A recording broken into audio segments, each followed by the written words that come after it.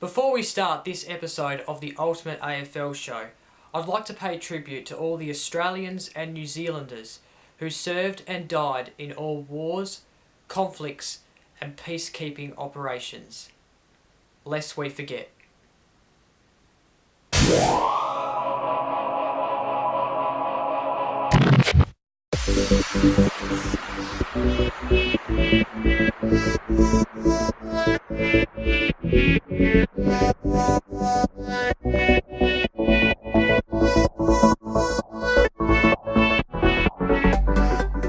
Hello everyone and welcome to another episode of the Ultimate AFL Show for season 2016. A massive episode coming up in this week's episode as I look back at round 4 and preview round 5. Anzac Round. There's some blockbustering games coming up in this round and I'm so looking forward to it because I'm also going to a couple of games in Melbourne over Anzac Round, including the big clash between Collingwood and Essendon. I'll talk about that a little bit later on, but first, let's look back at round 4. Round 4 started on Friday night in Perth at Domain Stadium between the West Coast Eagles and Richmond. Richmond, of course, have lost their last 2 games going into this match. West Coast thrashed against Hawthorn, bounced back very well against Fremantle, and we're looking to get another win on the board in season 2016. Now, this was always going to be a hard task for Richmond. They have been battered and bruised in the last 2 games. Of course, a point loss to Collingwood in round 2. Of course, losing to the Crows pretty heavily in round 3. And I think really they got what we really expected. They got pretty thrashed, to be honest. Let's just put it that way.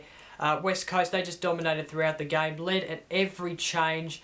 And in the end, the final score finished 18-17, 125 to Richmond, 9-3, 57. The goal kickers for West Coast, Darling kicked 4, Hutchings kicked 2, as well as Kennedy, Shuey and Lacrasse, and also Yeo, who kicked 2 as well.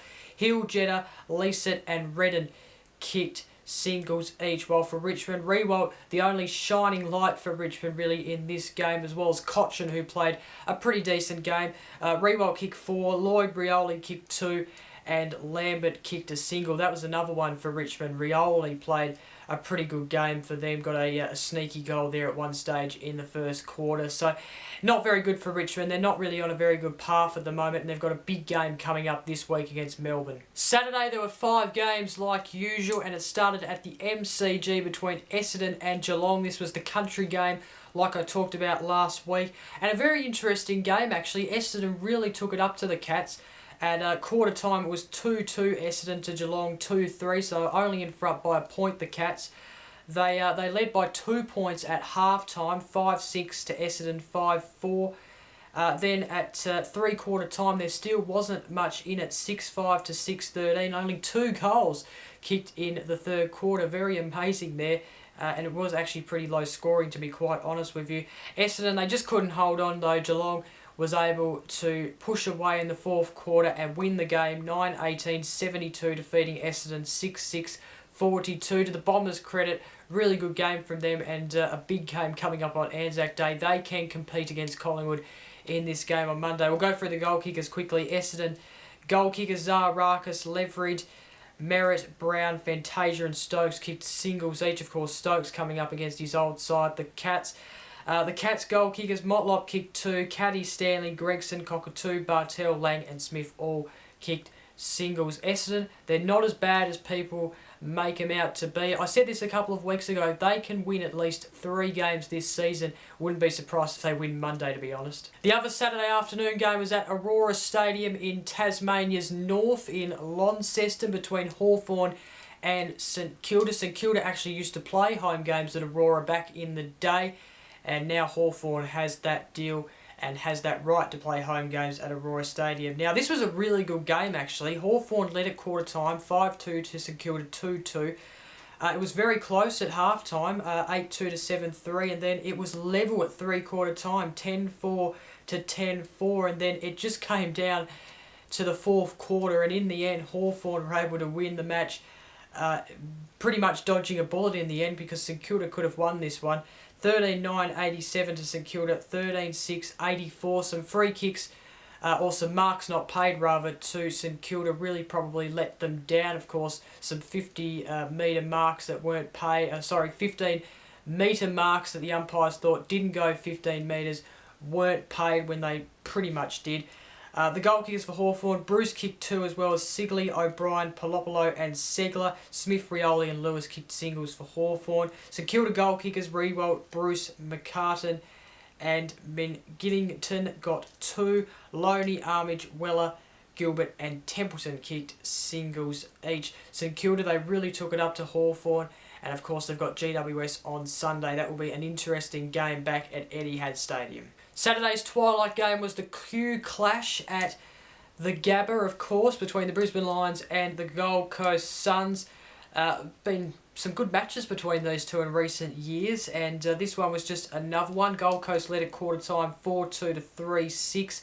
They then led at half time 7-5 to 4-15, but the Brisbane Lions came back and it was 12-7 to 10-20 there at three-quarter time. And then in the end, Brisbane Lions were able to win the match 14-23, 107, defeating Gold Coast 14-10, 94. I watched this game, really enjoyed this game actually. It was probably one of the best Q clashes I've seen in recent years. And of course that bump that was laid, of course, wasn't a very good look, but he has got, Stephen May has got, I think it was 5 weeks for that bump, so probably rightly deserved, even though he probably didn't intentionally aim to get him in the face. But anyway, the goal kickers, Brisbane Lions, Bell, Coulter, Hanley got 2 each, while Christian, Bastanak, Green, Buick, Martin, Zorko, Skay and Taylor got singles each. For Gold Coast Suns, Lynch got a massive 5. He is doing very well, isn't he, as a forward line player. He's just kicking goals every week and he must be loving life at the Gold Coast. Sexton kicked 2, while Rosa, Martin, Day, Cameron, Hall, Ristelli and Molesky kicked singles each. So fantastic win there by the Brisbane Lions. They get their first win of season 2016. And the Gold Coast Suns, back to the drawing board for them after their first defeat in season 2016. On Saturday night at Etihad Stadium, the Carlton Blues were taking on the Western Bulldogs in what was a tough week for the Dogs, losing their skipper Robert Murphy to an ACL. It was very tough going into this game without their captain, but they had to move on. And well, they put the foot down on the accelerator early and led at quarter time 5-1 to 2-1. They kept Carlton goalless in the second quarter and led 9-4 to 2-3. Carlton, however, came back briefly in the third quarter. The Dogs still led though 12-6 to 5-5, and then in the end the Dogs were able to win, considering the second half wasn't as good as their first half, but the Dogs won 13-7, 85 to the Carlton Blues 7-7, 49. The goal kickers for Carlton, Sumner kicked 2, Buckley, Lamb, Phillips, Gibbs and Crisp kicked singles each. Western Bulldogs, Bontempelli kicked 3, Stevens kicked 2, Adcock in his debut game for the Western Bulldogs kicked a single, as well as Suckling, McLean, Wallace, Liberatore, Johannesson, Jong and Hunter. There was an injury for the Western Bulldogs, Jason Johannesson. Not as bad as expected. He doesn't need the surgery, but he will probably miss about 10 weeks of the season. So not good news there for the Western Bulldogs. Another injury, but they won the match, and a big game coming up next Saturday night in their next game. The game of the round pretty much was between the Adelaide Crows and the Sydney Swans, both teams in fantastic form. Of course, Sydney Swans going into this game were undefeated. They hadn't lost a game at the new Adelaide Oval. How remarkable is that going into this game? Of course, Kurt Tippett returning to Adelaide for the first time since his move from the Adelaide Crows back in at the end of 2012, when he moved off to the Sydney Swans on that big deal, of course. This was a really good game, one of the best of the season. I didn't watch this game because I was watching the Dogs, because I'm a Dog supporter, of course, but I did watch back on the highlights, and it was just a fantastic game of football. And I also watched the last 10 minutes, and well, it was pretty much even right through to the final siren. In the end, Adelaide Crows managed to win 16-17, 113 to the Swans, 15-15, 103. Both teams kicked over 100 points, which is always good to see in a game of football. The goal kickers for Adelaide: Betts kicked 4, Lynch kicked 3, Walker, McGovern, Seedsman kicked 2 each, while Douglas, Jenkins and Atkins kicked singles each. The Sydney Swans: Franklin, Heaney kicked 4 each, McGlynn, Tippett kicked 2 each, while Cunningham, Parker and Hannelbury kicked singles each. A fantastic game of football by these two sides. Another big game coming up for the Swans this week, and same for the Crows. Sunday there were 3 games, and it started in Canberra between the GWS Giants and Port Adelaide. GWS, to their credit, just absolutely smashed Port Adelaide. It was simple as that. At quarter time it was 6-6 to 3-1. Then at half time GWS still led 14-10 to 5-3. At 3/4 time GWS still led 16-18 to Port Adelaide 7-6, and in the end GWS won the match pretty comfortably, 22-19, 151, smashing Port Adelaide 9-11-65. I tell you what, Port Adelaide have a lot of problems. A couple of years ago they were the dream team pretty much. They were having a sensational year, and now look at them, they're getting smashed by the GWS Giants. And you know, the GWS Giants, to their credit, they were really good, but Port Adelaide have a lot of problems they need to fix up. Last week, of course, got the win against Essendon, but the week before that, smashed by the Crows at Adelaide over in the showdown. So they've got a lot of problems. They really need to fix them up, because otherwise it's not going to be great for this club. The goal kickers for the GWS Giants: Lobb kicked 4, Palmer kicked 3, Johnson, Griffin, Ward kicked 2 each, Congilo, Munford, Patton, Wilson, Steele, Shields, Scully, Green and Kelly kicked singles each, while for Port Adelaide, Need, Young, Wingard kicked 2 each, Westhoff, Brian Jones and Dixon kicked singles each for the Power. So like I said, Power, they really need to fix themselves up, because this kind of performance is not good enough. The 3:20 game on Sunday was between Collingwood and Melbourne, a must-win game for Collingwood, considering their poor performance in the last couple of weeks. And well, this game slipped away from them early, Collingwood. Melbourne were able to lead at every change, and in the end win the game 16-6, 102, defeating Collingwood 9-13, 67. The goal kickers for Collingwood: Cloak kicked 2, as well as side bottom. Varco, Treloar, Sinclair, Vasolo and Moore kicked singles each. For Melbourne, Watts, who had a fantastic game and is having a fantastic year so far, kicked 4. Tyson, Pedersen, Hogan kicked 2 each.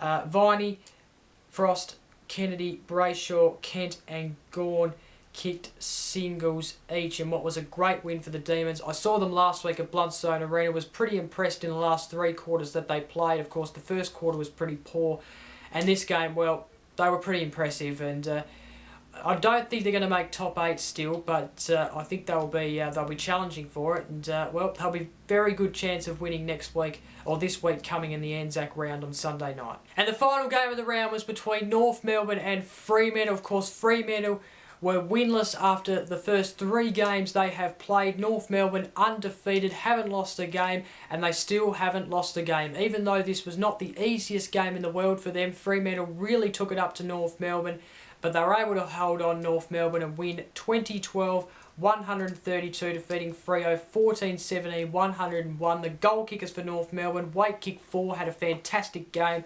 Zeeble, Gibson, Brown kicked 3, Higgins kicked 2, while Thomas, Cunningham, McMillan, Harvey and Wood kicked singles each. Fremantle: Fife, the Brownlow medalist of last year, kicked 4, Pavlich kicked 2, as well as Ballantyne and Walters, and Barlow, Neal, Hill and Main kicked singles each. A fantastic game from North Melbourne, and they are still undefeated after 4 games.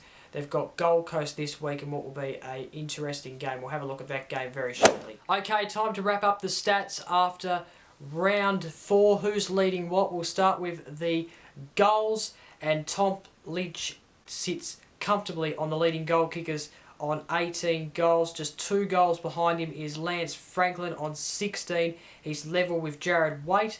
And then we've got Eddie Betts on 13, followed by Jack Darling on 12. The disposals: Sam Mitchell leads with 146 disposals, followed by Aaron Hall, who is on 134 disposals. We've then got Andrew Gaff and David Zaharakis level on 128 disposals. We then have Lee Montagna 1 point behind those men on 127 disposals. The marks: Rewalt sits on top on the marks on 38 marks. Lee Spur is the next best at 35 marks. Matthew Boyd the next best at 34, level with Josh Kennedy. And then we've got Marcus Adams rounding out the leaderboard there on 33 marks. Finally, the tackles. Swallow leads the tackles on 35 tackles. Langford, Zeeble level with each other on 30 tackles.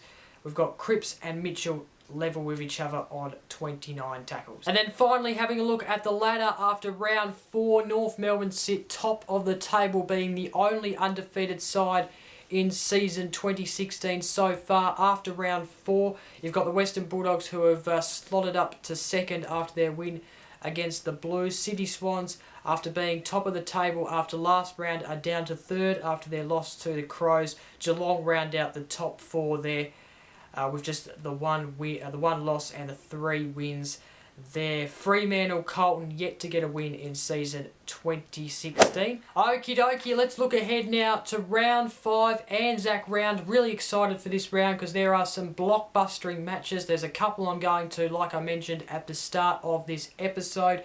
And it all starts on Friday night. This is going to be an absolute huge game between Hawthorn and the Adelaide Crows at the MCG, starting at 7:50 p.m. The Adelaide Crows, of course, in impressive form after that round 1 loss to North Melbourne.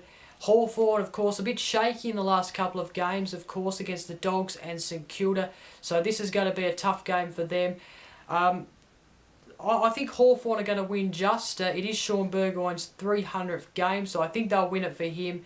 And being at the MCG, they normally tend to beat interstate sides in Melbourne. So I'm going to go Hawthorn by probably about 10 points. It will be a good game though, and I expect the Adelaide Crows to really take it up to them. Of course, this is a semi-final rematch of last year. Saturday, there are 4 games. It starts at the SCG between 05-06 grand finalists, the Sydney Swans and the West Coast Eagles. A massive game. Lewis Jetta returning to the SCG to face his former side for the first time, and I'm told that the Sydney Swans don't want Jetta to have a good game. They want him to have a real shocker. So well, that's what they came out with a couple of days ago. This game at 1:40 p.m. of course, Australian Eastern Time.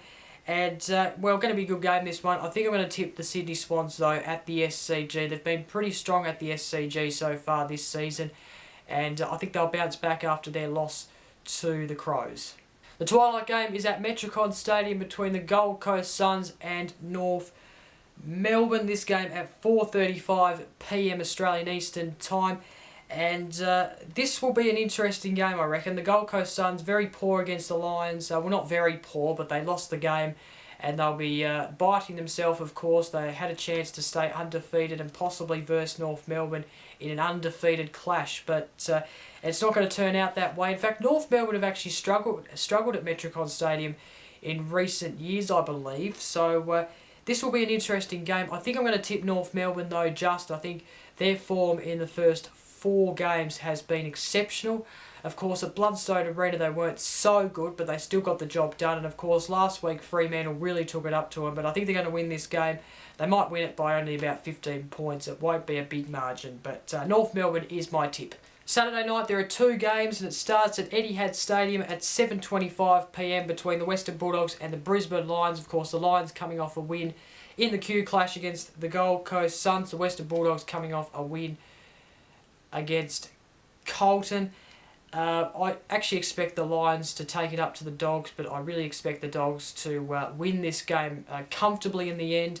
I hope they do anyway, considering I'm a Dog supporter, but I wouldn't underestimate the Lions. They haven't been too bad in the first 4 rounds of this season. They did kick over 100 points at Domain Stadium in round 1, so...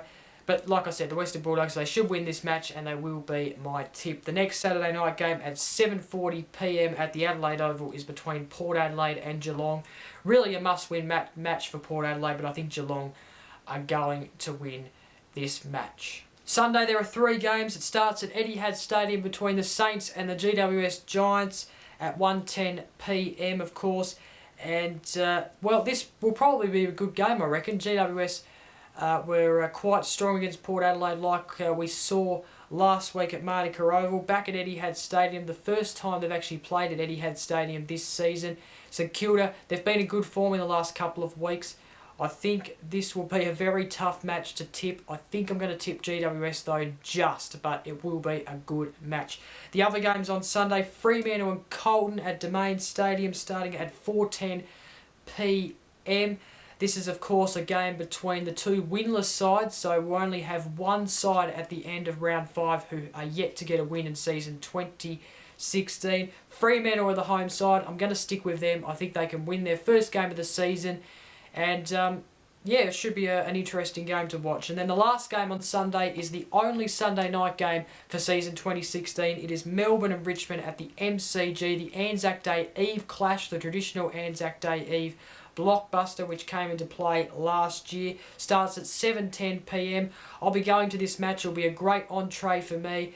And I'm looking forward to this match, actually. I'm not sure who to tip. I think I'm going to tip Melbourne. I think they've been in that good form that they can beat Richmond. And Richmond, well, they've just been poor in the last couple of weeks. I think they'll lose another, unfortunately. Finally, the round is topped off by the traditional Anzac Day clash between Collingwood and Essendon. This is going to be an absolute interesting clash. A must-win game for Collingwood. And for Essendon, well, they're not really losing anything if they lose, but I'm sure they'll go in and really fight hard in this match. The game will start at 3:20 p.m. Just on the time, I feel like the time is a little bit too late for an Anzac Day game. I feel like it should be at 2:40 or something like that. But anyway, that's just what the AFL has decided to do, and we'll just move on and get on with it, I guess. But I'm actually going to this match. I'm going to experience Anzac Day at the G for the first time in my life, so I'm looking forward to it. And I think they're expecting about 85,000, which is a pretty good crowd. So going to be a good game, this one. I'm going to tip Collingwood to win, but I think it will be a good game. I just have that feeling that there's going to be something at the end that is going to have the heart beating really fast. I think this one's going to be a good game. And that is it for this edition of the Ultimate AFL Show. Thank you very much for watching. Don't forget to like, comment and share this video. Don't forget to subscribe to get a new episode of this every Wednesday to your news feed. And until next Wednesday, I'm Jacob. Have a good Anzac round. Bye for now.